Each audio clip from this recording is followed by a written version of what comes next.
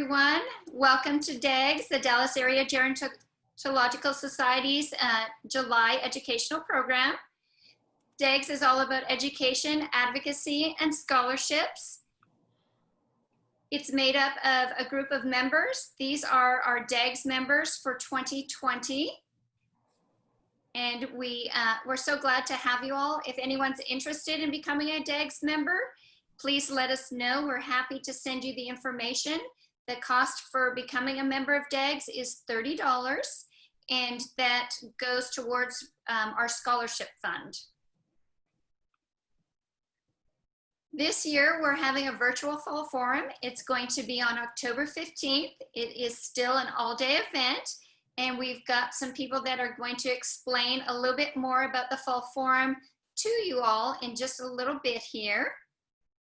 And I'm going to just make sure that one of those people who is going to talk to us can get on here.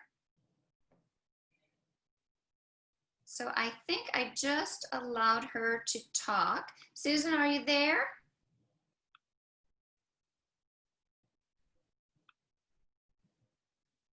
So our fall forum raises money for our scholarships. And one of the ways that we do that is through our sponsors and exhibitors. And these are the sponsors who have already committed to our 2020 virtual fall forum. So we would really like to thank them. And we'd like for you all to thank them as well for their support of DAGS. Garland Behavioral Hospital is one of our platinum sponsors. McNair Dallas Law, Highland Springs, CNC Home Care, the Preston of the Park Cities are all gold sponsors. Our silver sponsors are Apple Care and Companion, Belmont Village Senior Living at Turtle Creek, Juliet Fowler Communities, VNA, Forefront Senior Living, Right at Home, Home Instead Senior Care, and Home Care Assistance. Kirsty, do you want to tell everyone about our program next month while we're waiting? Hi, everyone. Thank y'all for joining us today for our DAGS monthly meeting. Next month, go ahead and mark your calendars for Thursday, August 20th. That's going to be our next DAGS meeting over Zoom. Our speaker is going to be Brandy Brasfield. She's a licensed clinical social worker at UT Southwestern. The topic is going to be providing effective social work services during a pandemic. So I think the timing of it is going to be a much needed topic for us. So I do hope that you can join us for that. Thank you. Absolutely. That's Thursday, August 20th. Well, we're waiting for her to come on. I think I will just continue moving forward, and I will do the best I can with her part of the presentation. So you'll just have to bear with me. So DAGS Fall Forum is going virtual. As we all know, we are not meeting in person right now. We've got a lot of great things happening. We've got expert speakers. We've got relevant topics. We will still have door prizes. We have some great speakers planned for you all, and some swag. Our attendees are going to get what we call our experience package, and in that there'll be swag from all of our exhibitors and sponsors. Just to give you an idea of some of the things that we have planned, this is one of the exhibits for one of our sponsors, Belmont Village Senior Living at Turtle Creek, and Susan put this all together for them, and we wanted you to see this is going to be an interactive piece. There's going to be networking rooms during the event. Kirsty will host you all in her networking room here, and these photos here actually will go to either a brochure that she has or directly to her website. This here goes directly to her website, I can tell. When you want to enter for her door prize, you'll be clicking here to click for a door prize drawing, and that will take you to a Google form to input your information so that Kirsty can contact you if you win her door prize. This phone here, I'm not sure what it does, but I'm going to assume that it's going to take you to another link where you're going to be able to email Kirsty. And I'm going to show you the next slide. So over here, we have Home Instead Senior Care, and this is going to be their virtual booth, the way it's set up. Again, here in the center, you'll see a link that takes you to their website. Over here, it may take you to another link on their website. And over here in the other picture frame, it may take you to their collateral, brochure, or even a checklist. Again, they've got a door prize entry, a way to email them directly. This is a virtual booth for Juliet Fowler communities that was put together. Same kind of concept. You can see how everything can be customized for your business for our sponsors and exhibitors. And we do have some sponsor and exhibitor spots available if anyone is interested. There are 2 silver sponsorships available. Those are $500 each. There are 2 gold sponsorship spots available. Those are $750 each. We have 1 platinum sponsorship spot that is $1,000, and our diamond sponsorship is still available, and that is $1,500. So if you are looking to reach people to sponsor for the forum, please reach out to us. There is going to be a question at the end. We'll send you a link. When we send you the link to rewatch this video, we'll send you the link to fill out for the sponsorship form if you would like to participate. And then our exhibitors, there are still probably about 35 exhibitor spots available still, and those are $300 each. And our exhibitors will be listed on the DAGS website and in the program that we'll be sending out to our attendees. And you'll also be able to put your swag in the experience kit that will go out to our attendees. I'm just gonna look and see. Susan, are you on again? I just wanted to see if she was on and had anything else to add, but I don't see her. And I can't tell if she is sending me anything in the chat. I don't see anything. So we are just gonna move on, and if she comes on a little bit later, then we will let her tell us what she has to say. We also have, here's one more example, Right at Home. They also have are a silver sponsor for us, and these virtual rooms that we just showed you are all silver sponsors. And now we're going to talk a little bit about our educational program. And so with our educational program, it's on elder abuse and awareness today. The purpose of the activity is it's been designed to enhance the knowledge of the licensed nurse and other healthcare professionals about the crime on elder abuse and how the current COVID-19 pandemic is presenting several ethical issues that impact the elderly.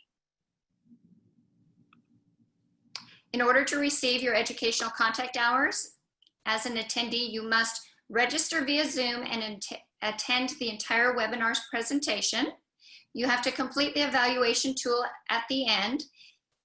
It's really important that you complete that evaluation tool today. We process those evaluations and we send out the certificates, and we are not able to do them one at a time if you don't complete it before we start processing them as in bulk. And so if you don't receive that evaluation tool, it doesn't pop on your screen at the end of the event, please send us an email immediately, because next week you will not get credit for this event if you haven't done your evaluation. Once successful completion has been verified, and we do verify your Zoom attendance, you will receive a certificate of completion for 1 contact hour for today's event. Certificates will be sent via email, and they will be sent by the end of the month. So they will not be sent this week, they'll be sent sometime later this month. Conflicts of interest. The planning committee and faculty specialists for this activity have no conflict of interest to disclose, and we have no commercial support for today's event. None of the hosts or sponsors that you have seen had any influence on the content, and none of them were recommended anything for our program. And Keresi, do you want to go ahead and thank our sponsor? Absolutely. Before I introduce our speaker today, I want to thank Seniors Blue Book for providing our Zoom. So thank you, Kathleen. We appreciate this. And now I'll go ahead and introduce our speaker today.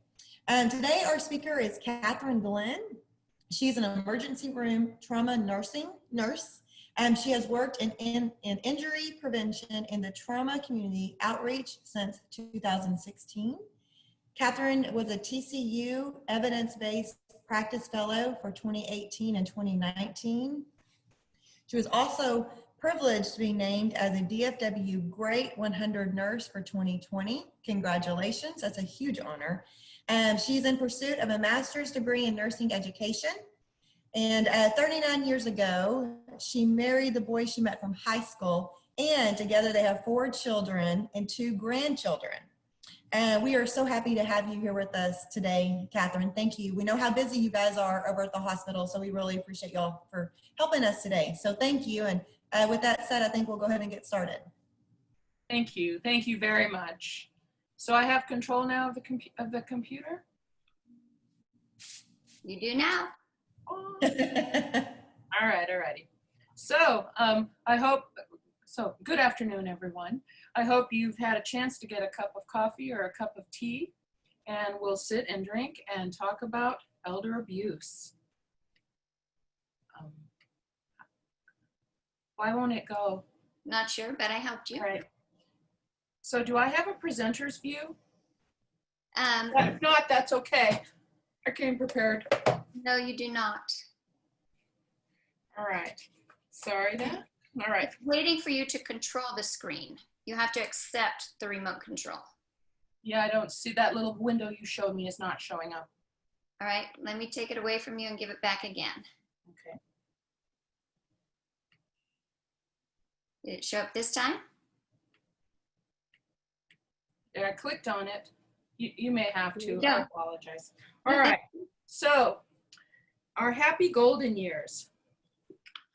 We hope to be sexy, strong, fierce, and productive. And this is the old age that we all aspire to have. We wish to arrive in our elder years, enjoying the bounty of a life well lived, full of self-agency, and perhaps even a second career, fun, sex, and everything that we want.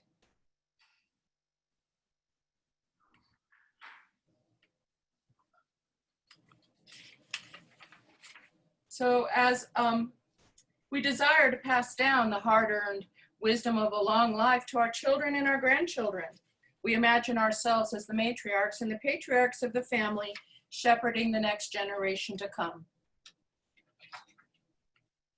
Next. But for many, the elder years are a nightmare. Poor decisions made when we were younger may come back to haunt us. We may suffer abuse at the hands of those who are supposed to love and care for us. Next. So let's define elder abuse. It's a term referring to any knowing, intentional, or negligent act by a caregiver or any other person that causes harm or a serious risk of harm to a vulnerable adult. Next. According to the National Council on Aging, 1 in 10 Americans aged 60 and over have experienced some kind of elder abuse. This is a severely underreported crime, with only 7% of abuse cases being reported to authorities. The perpetrator is a family member in 60% of elder abuse and neglect incidents, and 2/3 of perpetrators are adult children or spouses. Next. Elder abuse increases the risk of death to the victim 300% compared to those not affected. And there is an enormous financial cost. Elder financial abuse and fraud costs older Americans $2.9 billion to $36 billion annually. So the conceptualization of elder abuse, what I mean by that is before the middle of the 20th century, there was no mention of the term. And when you conceptualize a concept, you put words to it. You have common terms that other people agree with you upon. And so elder abuse became a term in the 50s. So the enactment of the Social Security Act of 1934 drastically reduced the number of older adults who were dependent on family for financial and residential assistance. The number of elderly widows living alone rose from 18% in 1940 to 62% in 1990, while the percentage living with their adult children declined from 59% to 20%. In the 1950s, concerns over an increasing number of elderly residents, mainly women, old, impaired, and impoverished, living in poor conditions, we later call this self-neglect, led to the formation of protective services in the 50s. The Older Americans Act of 1965 further conceptualized the idea of elder abuse by saying that these were people that were in need of protection, and actually the protection that they envisioned was institutionalization in care homes, taking them out of the poor conditions they were living in and putting them in care homes. Older adult protective services at this time were not designed to address elder abuse, but rather self-neglect. And in the 1970s, the care stress model started gaining traction and put further maturation of the term elder abuse. What the caregiver theory stress model says is that, and it actually started with children, but that all parents were vulnerable to abusing their children given the right circumstances. So the caregiver stress model says you help the caregiver, you make the abuse go away. So recognition of elder abuse involving the same dynamics followed in the footsteps of child abuse. Caregiver stress theory decriminalized the abusive behavior of caregivers. So the increased dynamics, or the increased understanding of the dynamics of abuse saw the rise of further conceptualization of elder abuse into an elder justice model, saying that elders were entitled to justice. Next slide. So we'll go over some of the various kinds of elder abuse. And the first one is physical. In emergency rooms, we've seen broken bones, fractures, sprains, burns from cigarettes, hot water, and appliances, abrasions on the arms, legs, or torso resembling rope or restraints, bruises, including bilateral and wraparound bruises, unexplained injuries or explanations that do not fit. And I'll tell you, as an ER nurse, that was one of our biggest red flags ever. If someone came in, a child or an elder, and a caregiver is trying to tell us what's going on, and the injuries in the story doesn't fit, that's one of the biggest red flags we have. History of similar injuries, or numerous or suspicious hospital visits, or hospital hopping. Now today, with electronic medical records and many hospitals now combining, people being able to hop from hospital to hospital is kind of going down. The delay between onset of injury and seeking medical attention, and neglect of bedridden adult injuries. Next slide, please. So I'm including some pictures here of some injuries. Now, trying to diagnose injuries is beyond the scope of this presentation, but I just wanted you guys to kind of see how injuries will look in various stages of healing. So this is over a 9-day period. The picture here is a gentleman that had his wisdom teeth removed, but we see bruises like this on the faces of people and on their bodies. So a bruise is formed when blunt force trauma causes damage to the capillaries under the skin, causing localized bleeding to leak and pool into the surrounding tissues. As the bruise heals, it changes color. So what starts up here at the top left, red and some purple, as the bruise heals, you start seeing yellow and green until it goes away. So I have this here. So like if you were doing a home visit or you're a social worker in the hospital and you come and you see a patient and the caregiver is saying, yeah, dad fell earlier today, but he's got yellow in his bruises, then you know that the story and the injury do not match. Next slide, please. These are cigarette burns, and these are common. Again, this is various stages of healing over an 8-week period. So the picture at the bottom right, if an elderly person came in with those kind of marks, particularly if it was maybe the 9th week, and a caregiver is saying she fell and bruised her arm, or those are Plavix bruises, someone who knew what cigarette burns look like in the healing stages would be able to say, oh, the story and the injury do not match. So this is just for you, and YouTube, I'm sorry, Google is full of pictures of bruises and burns and injuries if you ever want to kind of educate yourself on that. Next slide, please. So another kind is sexual abuse. This is non-consensual sexual contact of any kind. So it's non-consensual oral, anal, or vaginal intercourse, forced viewing of pornography, forced listening of sexual accounts, intentional touching of the genitalia, anus, groin, breast, mouth, inner thigh or buttocks. Be on the lookout for bruises on the inner thighs, on the arms, or on the buttocks, bite marks or hickeys on the neck or the breast, and the presence of STDs. Usually 85-year-old women are not on my short list for STDs. So sexual assault occurs in nursing homes, senior living centers, and at home. And older people with dementia who have been sexually abused will exhibit anxiety, excessive fear, or aggressive behaviors around caregivers trying to take care of them. And I saw this for myself. When I was a baby nurse, I became a nurse at 46, and no matter how old you are, a brand new nurse is considered a baby nurse.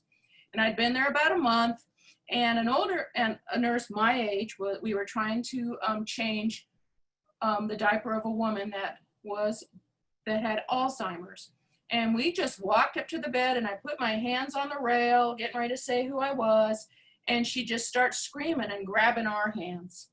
And that old nurse looked at me and said, I want you to remember this. This is a woman who has been sexually abused at some point in her life, and she is telling you that in the only way she knows how. So it may not be that she was maybe sexually abused at a nursing home. It could have happened when she was 20 years old, 50 years ago, at some point though. So when you encounter these patients, try and keep that in mind, that maybe they are telling you in the only way they know how that something terrible happened to them. Next slide. Neglect, the failure of those responsible to provide food, shelter, healthcare, protection. So neglect will show up in many ways: bed sores, unattended medical needs, poor hygiene, unusual weight loss due to starvation, dehydration, lack of water. And I have another story. I've got several in my years of being a nurse. So I don't know if you remember, I think it was 2009 when we had like 63 days of 100 plus temperatures. I was working in the ER at Medical City at the time, and an elderly woman and her middle-aged son were brought in. And when they came to my room, they were both covered in a white powder. And as we got to talk to the young man, because the elderly woman was had been having heat exhaustion and was on her way to heat stroke. She could not talk to us. But what we found out was that her and her son lived by themselves. He was intellectually disabled, but between her and him, they could get their needs met. Well, the air conditioning had broken their apartment, and she was getting hotter and sicker and sicker. And bless his heart, the guy was putting baby powder on her, because that's what she did when she wanted to be comfortable and to make him comfortable. And she was not getting better in his eyes, so he kept putting powder on her and on him. And we ended up hospitalizing both of them. And the bad thing about working in an ER is you can never follow up on your patients, so I don't know ultimately what happened to them. Next. Exploitive. Fraud, forced money transfers, misuse or theft of money or possessions, use of deception to coerce or convince a victim to surrender finances or property, and sweetheart scams. So in my research for this program, I was looking up elder abuse in our LGBTQ communities. And I read a story about an older gentleman that had him and his partner had lived together for years. And when the partner died and he was by himself, he allowed into his life a younger man to be his partner. And that younger man ended up swindling him out of everything. And we call those sweetheart scams. And all elderly are at risk for these, but your LGBTQ couples who, you know, they're older and they grew up in the era of severe discrimination for the gay community. Many of them have not come out, and they are very vulnerable to sweetheart scams. Next. Emotional abuse, the inflicting of mental pain, anguish, or distress on an elder person through verbal or nonverbal acts such as humiliation, intimidation, or overt or covert threats. So that may be seen as unexplained withdrawal, sudden changes in alertness, and unusual depression. And our shelter-in-place orders from COVID-19 has trapped many abuse victims in their homes with their abusers. We know this because calls to domestic violence hotlines have increased greatly since the pandemic has begun. As with children and battered women, the stay-at-home orders mean that they are not getting out and coming under the gazes of possible mandatory reporters, school teachers, bus drivers, Meals on Wheels volunteers, senior activity staff, or neighbors. And so many of our older adults in the nursing homes aren't even able to have visitors. Next. And abandonment. This slide took a long time for me to make because there was so much information out there. So it's the desertion of a vulnerable elder by anybody that has assumed the responsibility to care for them. And abandonment can happen at the family, the facility, or the national level. Older adults unable to care for themselves have been left alone by family or by paid or unpaid caregivers. The term granny dumping was coined in the 1980s in response to family caregivers abandoning elderly family members in the hospital or in long-term care. Hospital dumping, which is technically against the law, occurs when nursing homes will abandon difficult or demanding patients with high care needs, who've probably run out of money as well, in the hospital, and then give their room to another patient. And I thought maybe that was old news, but I found recent articles that still talked about that. And I don't know if anyone has heard of the Valley Springs Manor. In 2013, the Valley Springs Manor, a nursing facility in Vallejo, California, closed down after a state-mandated shutdown with 19 elderly residents left inside. A cook and a janitor remained in the nursing home for several days, caring as best they could for the patients. So the owner and the administrator were both indicted on 14 counts. One was caught at the airport, the other one is still out. Next slide, please. Oh, can you go back to that? So what if it's an elderly parent that was an abusive parent and the children just cannot bring themselves to take care of them? There are ways we can help them, and we'll talk about this a little more too. But as social workers, if you have difficulties with an elderly parent and family that does not wish to take care of them, you can arrange for therapy for the adult child, help the family hire a geriatric care manager if there's money in that person's account that they can do that, or appoint a legal guardian. And it does not have to be a family member to be a legal guardian. Next slide, please. Self-neglect. Elder self-neglect occurs when the elderly person themselves are no longer able to take care of themselves. Although it does not involve a third-party perpetrator, it's still considered a form of elder abuse that raises serious health and safety concerns. Next slide. So this is just a typical elder abuse scenario. Here in Texas, our typical victim is a woman in her 70s or 80s. She's frail, she's beginning to have cognitive issues, or she already has them. And the typical abuser is also a female, an adult child aged 45 or older, or underemployed, living with the victim and dependent on him or on her for financial support, and having substance abuse issues. So in our state, exploitation and neglect are the most common forms of abuse. And I have another story to tell just because I love them. So when I also worked at Medical City, I did have an older woman as a patient. She was in hospice. In 2009, Medical City would let people remain in hospice and live out, if they were dying, and live in hospice on the medical floor. And I had a woman there that was, she wasn't the nicest patient I ever had, but she wasn't bad. And one day, her daughter comes to visit and stops me out in the hall and says, all right, I've visited her, and I don't want to be notified about anything about her but when she passes away, I want you to call me. Now, I'd heard enough even by then that to realize there was probably an issue there. And she said, she was an awful mother, and I've done my duty. I've come and I've seen her, and I don't want to be called until she passed away, and we'll make her funeral arrangements, which I thought was so sad. Next slide, please. So we've talked about the abuses that elders can have. Let's talk about some of the risk factors for the caregivers. It's a combination of individual, relational, community, and societal factors that contribute to the risk of becoming a perpetrator of elder abuse. At the individual level, it could be a current diagnosis of medical illness, substance abuse problems, high levels of hostility, poor or inadequate preparation or training for caregiving responsibilities, assumption of caregiving responsibilities at a young age, inadequate coping skills, exposure to abuse as a child. At the relationship level, high financial and emotional dependence upon a vulnerable elder, past experience of disruptive behavior, lack of social support, particularly if they grew up in an abusive family. They're already conditioned to live a life in secrecy and shame, and they're going to be unable or unwilling to reach out for help.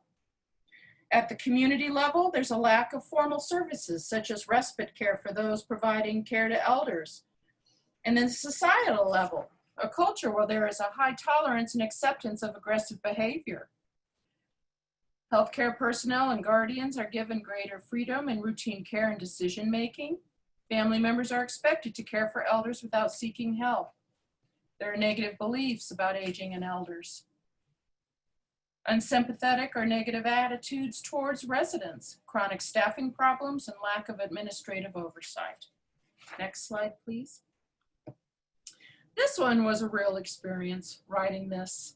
I mean, I've heard of, as I'm sure you all have heard, younger people fussing about Medicare and all the stuff available to our older adults, meaning that the younger ones are left out.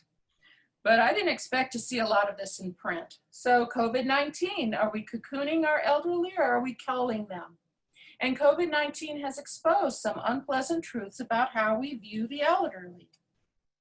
Some voices advocate for allowing COVID-19 to act as a culling agent, allowing the weak and old to die off.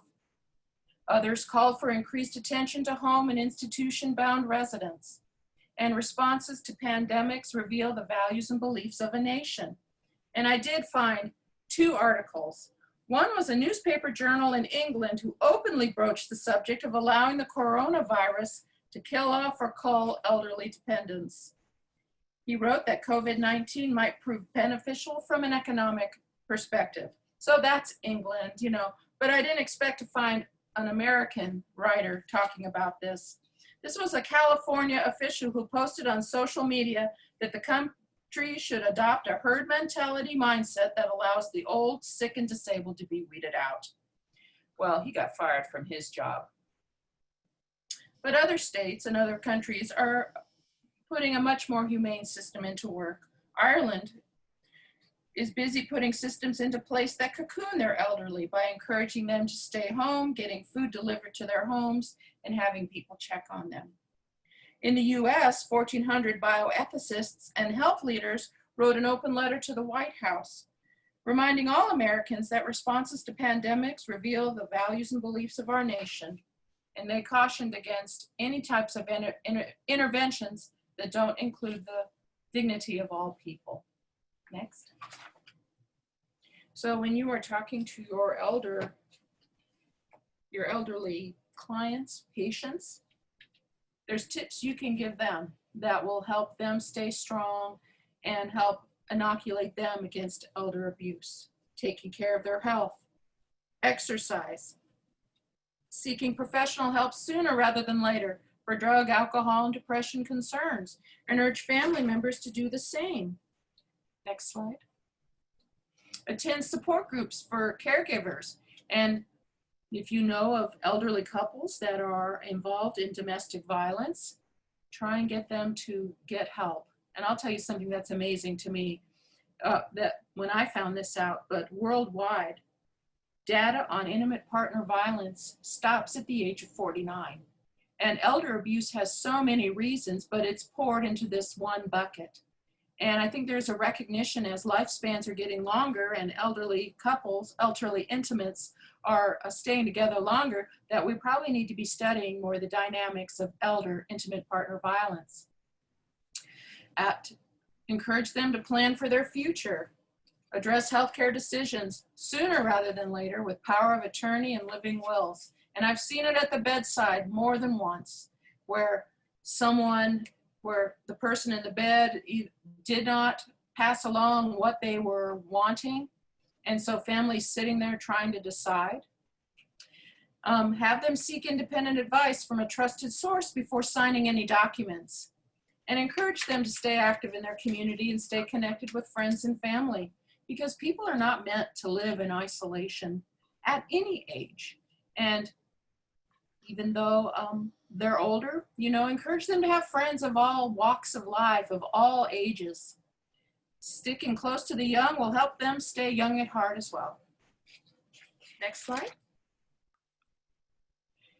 Encourage them to post and open their own mail. Give no personal information over the phone, using direct deposits for all checks, and having their own phone. So I teach fall prevention classes. I do a matter of balance. And one of the things I'll tell them is always have your phone on you. Get a phone and have one on you. Because if you fall in the backyard, and your phone's in the kitchen, it won't do you much good. And if everyone's at work, you may not be found for hours. And one of the things I really like doing, particularly the class members that had iPhones or Android phones, I taught them how to program Siri to recognize their voice, and so that if they did fall and the phone was on the couch and they're in the kitchen, if they could yell loud enough, you can tell Siri to dial 911 for you. I had to whisper that because I almost dialed 911 once when I was trying to teach them the first time how to do that. Next slide. Have them review their will periodically. And I'll add this because I lived it with my father when he passed away. If you have IRAs or electronic investment accounts, have them go through their accounts and make sure that the beneficiary list is updated. Because when my father passed away, he had 2 accounts that had his wife as a beneficiary, and she preceded him in death. And what we learned is that those are absolute. So have them know their rights when engaging the service of a paid family or caregiver, and be familiar with long-term care ombudsman services if they live in a nursing home. Next slide. So these pictures were on subways in New York to help raise community awareness about elder abuse. And they're very effective. It talks about the different kinds: neglected, robbed, beaten, threatened, and that elder abuse hits close to home. Next slide. So elder abuse can be financial, emotional, physical, sexual, but most important, it can be stopped. This is true. A nation, okay. So here are my resources, and I am from what I'm told, that this PowerPoint will be on the DAGS website. I can send it also to anyone that wants it, but there's some good resources there. But our nation's greatness is measured in how it treats its weakest members. And we've all been taught that our character is formed in or broadcasted by what we do when no one's looking. All right, so does anyone have any questions? So while we're waiting for some of our participants to put their questions in the Q&A, I had a couple questions that I jotted down. One of the things that you talked about in the presentation was that you feel like there's some an increase in domestic violence with the COVID-19 pandemic. And do you feel like that increase is that there's a huge increase in ER visits, and is there an increase in hospitalizations and deaths from that as well? Or what does your experience tell you, and what does your research tell you? So what we're finding out at the hospital level is people are afraid to leave their homes. And we have had deaths at the hospital where people were having chest pains or were ill and put off coming to the hospital because they were frightened of getting out. Now, as with domestic violence, intimate partner violence, and child abuse, these families are stuck at home with each other, and they're trying to obey the shelter-in-place orders. And yes, domestic abuse hotlines are very busy. Did I answer that? It was partially. Do you feel like you have an increase in the ER visits because of domestic violence, or you feel like they're not coming to the ER because of it? So when an abuse victim comes to the ER, usually their perpetrator, their abuser, is coming with them. So I know we're missing a lot of that. A lot of people being able to make an outcry. And it has always been that way. Now, screenings are down because they're either not coming in or they're not saying. That could be a whole nother presentation, dynamics and what people are doing. But we think a lot of trouble is going on behind closed doors because people are afraid to get out. Okay. Thank you. That helped answer that. Lori Miller, I know you have a question. I did check for you to be able to speak. Are you able to talk, or shall I ask you a question? Can you hear me? Yes. Okay. Yes, my question is, you had mentioned that older adults can have self-abuse if they do some sort of abuse to themselves. But I always felt that older adults have the right to make a bad decision as long as they're not cognitively impaired. And I'd love for you to just talk on that for a moment. Okay, there's self-neglect. And when you say self-abuse, do you mean to be able to be an alcoholic or a substance abuser? Is that what you're talking about? However you termed it, you use whatever you had said. It was self-neglect. Yes, it's considered elder abuse. It just means that they're slipping, that whatever, they've come to the point where they're either cognitively unable to or physically unable to care for themselves. And even though there is no perpetrator, it's still considered elder abuse. And when it is found, because we've gotten them in our ER before, and one of my coworkers had a patient come in. Police had to do a welfare check on her, and when they entered the house, they found out that she was a hoarder, like a big time hoarder, like TV hoarder type. And it took EMS an hour and a half to clear away enough stuff to get to her. And when she came to the ER, she hadn't had a bath in, it looked like weeks. What started it was a urinary tract infection, and she became septic and she collapsed by her bed. But no one had been checking on her, and I would say her self-neglect was probably severe. Now, I don't know if she lived or not because she was in bad shape. But when he put a Foley in her, not a whole lot came out, but what came out looked like mayonnaise. Yeah. Thank you for sharing. Carol Franzen has a question as well. Carol, are you able to talk, or shall we ask for you? I think, can you hear me? Yes, we can. Okay.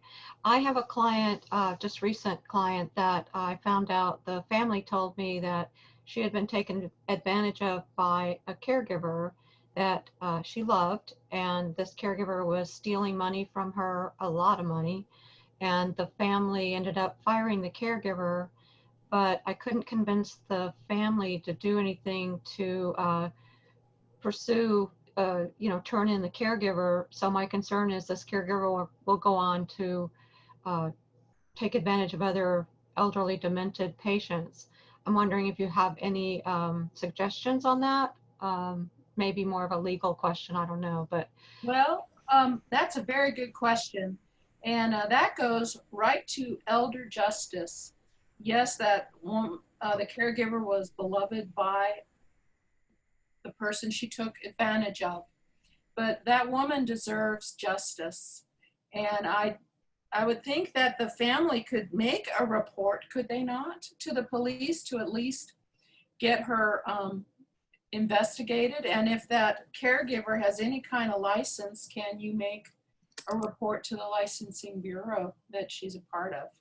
I tried to encourage the family to do that, and they've said they didn't want to get involved, but it was kind of like the friend of a friend that was doing it. Oh. So it was kind of complicated, but I just envision her doing this over and over to older people because she doesn't work for an agency. She's an independent caregiver, and she really took a lot of money from this lady in a short period of time.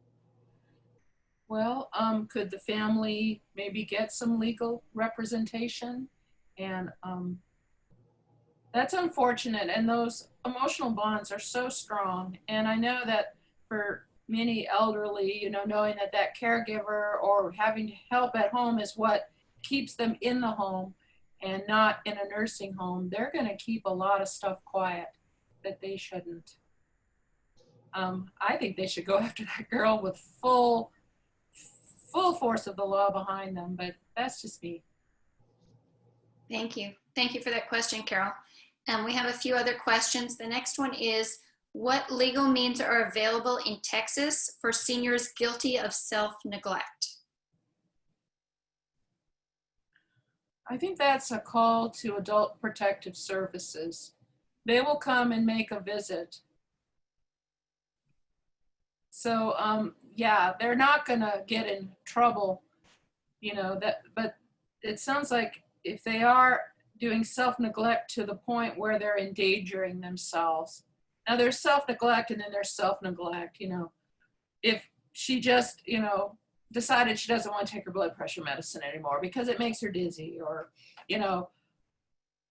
she's got the right to do that. But if there's pee all over the carpet because she can't make it to the bathroom, or she's fallen several times and you're thinking that this next fall is going to be the one that sends her to the hospital with a head bleed, it's a tricky situation. What kind of self-neglect are you thinking of?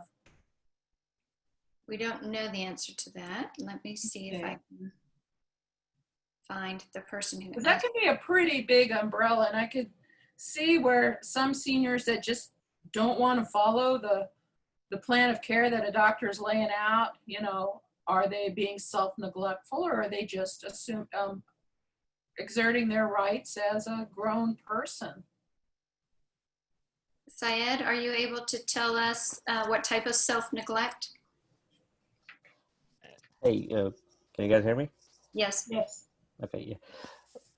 Well, I think you kind of partly answered it. The question was more in reference to seniors I come across who, for instance, don't want to move out of the house or don't want to take medication, or who just are hell-bent on dying because they have lost any motivation to be alive.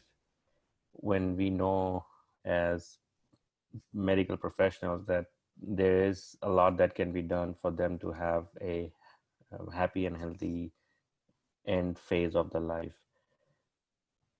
And sometimes the issue comes whether the person has independence over his or her decision more than a society's obligation to keep them safe and secure. Yeah, that's got a lot of gray in there. I think what is going to be the line that divides between them having to have help they don't want or still be able to continue to not get the help they don't want is their mental status. I know that depression can, you know, if they're depressed, which is severely untreated in the elderly, you know, that if they can get their depression treated, then their mental outlook, of course, will improve, and they would probably be more willing to use health promoting behaviors. But how do you get them to go? Yeah, to give you perspective, like I have a 66-year-old male. He's on a peg tube for feeding, and he just hates it, and he's been refusing to take his dosage. And usually at the nursing homes, the nurses will come, they say we don't want it, they will go, and they want to just document it in case something happens.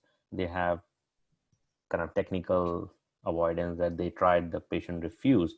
But we all know at some point in time, it's gonna kind of hurt this person and he will be severely ill. And so that's kind of, like you said, it's a gray area. How far do you let the person decide for himself or herself when you know they are not serving their interest medically? Now, I know that quality of life is a big thing. And before my father passed away, I mean, he could no longer, his body could no longer extract nutrients from food. He had had abdominal issues for years. And for him, a feeding tube was a flat no. It was, even though it would have helped him live longer, he would not. And that was considered a negative, that he did not want to live with one. And he was in his right mind and we couldn't stop him. And that's hard when a family member, you know, is that how it is with your dad, you think? Is he okay with his life with everything else and it's just the feeding tube?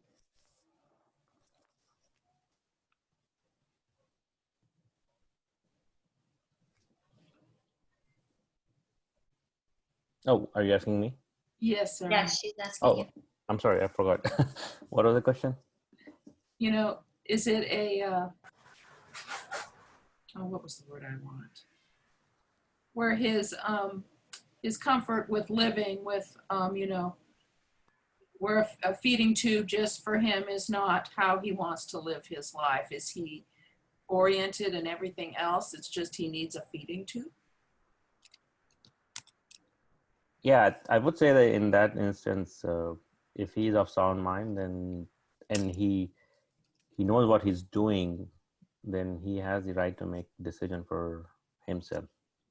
Yeah, that's the hard part. When you know it's going to contribute to their death, but for them, their quality of life says, I don't want a feeding tube. Because my dad was like that. He would not have a feeding tube, and it would have extended his life by years, but he did not want it. For him, that meant, well, he never told us just what a feeding tube meant to him.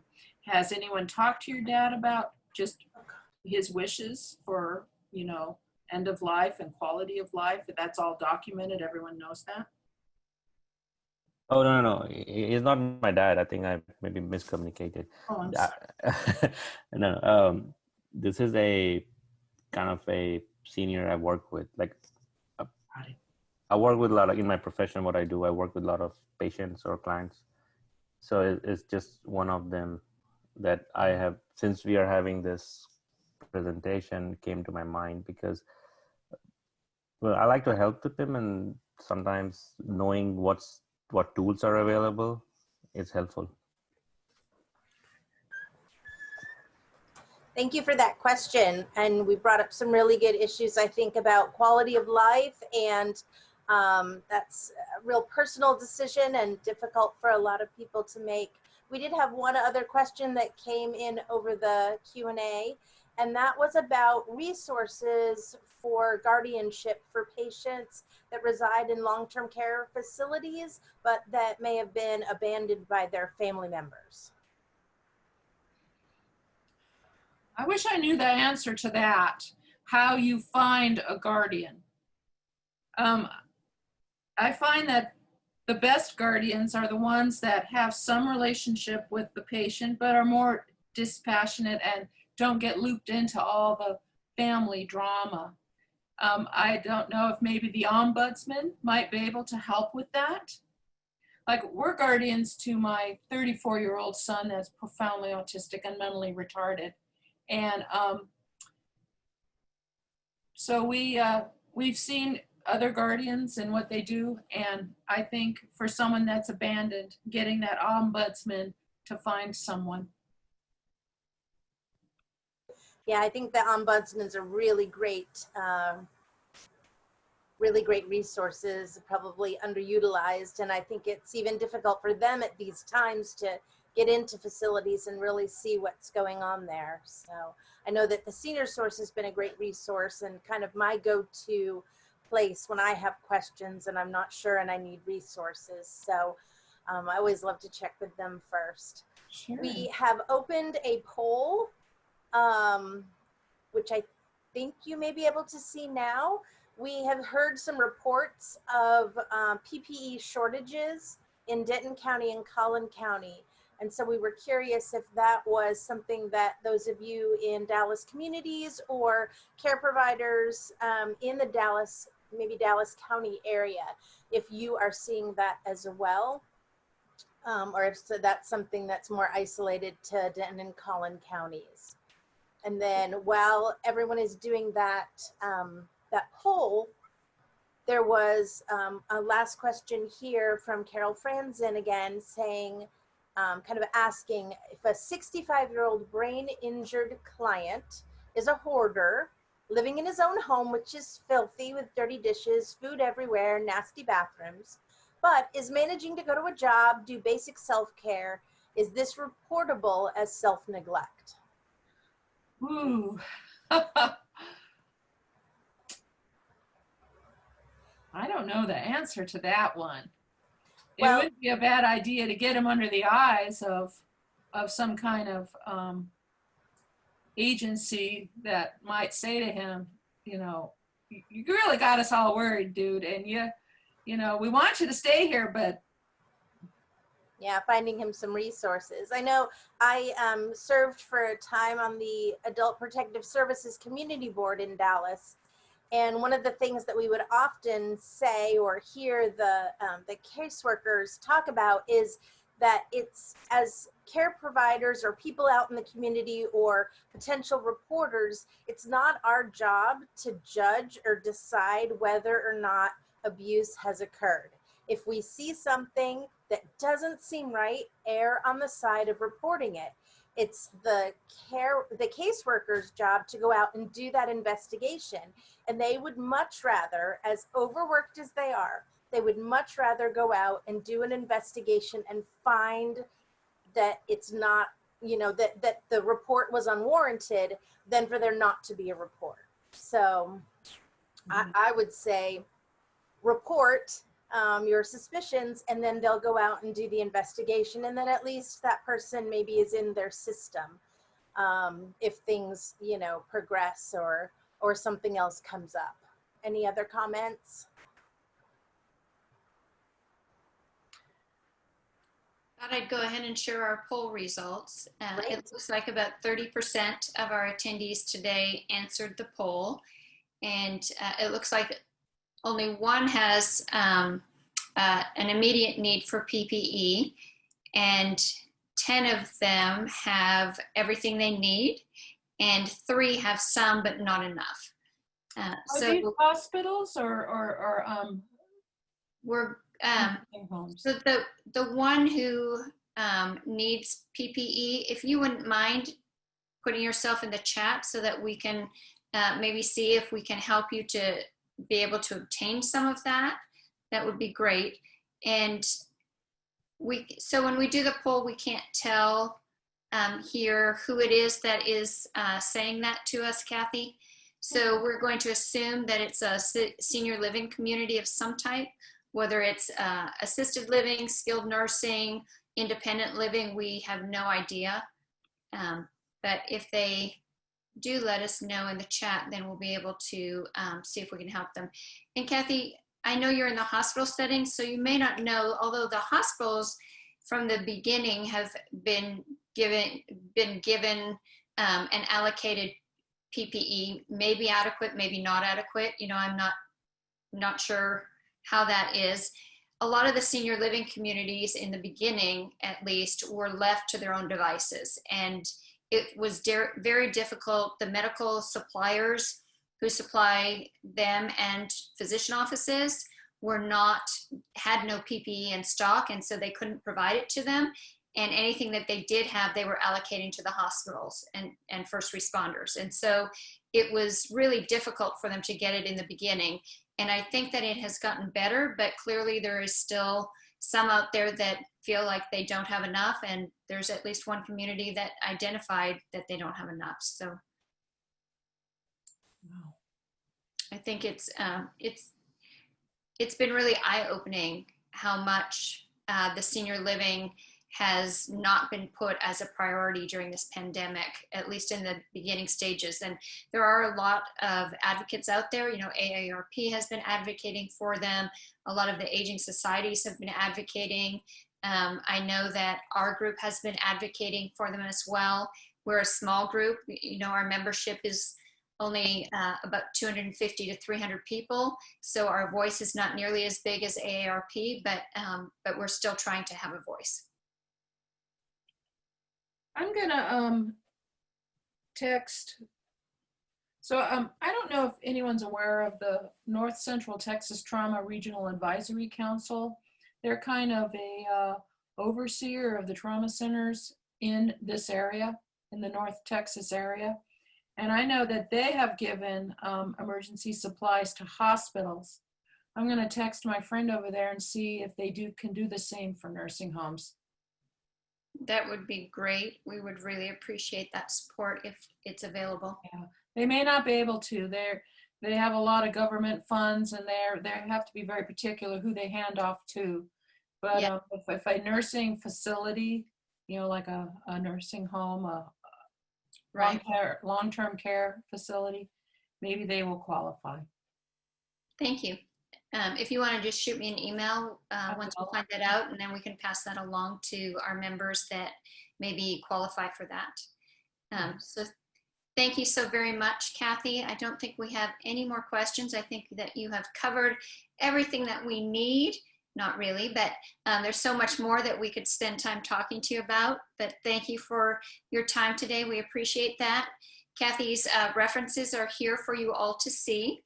And this presentation, her presentation in its entirety, will be put up via the DAGS website and on our Facebook page. It'll also be on our YouTube page so that you'll be able to watch it again if you would like to do so, and be able to review some of the resources that she had available during her presentation. Again, we would like to thank our Fall Forum sponsors. Without their support, we would not be able to fund our scholarships this year. We greatly, greatly, greatly appreciate that. The board did vote today to be able to fund $16,500 in scholarships for the 2020 academic year. And so we're really excited about that. And we had, I believe, 32 applicants for our scholarships this year.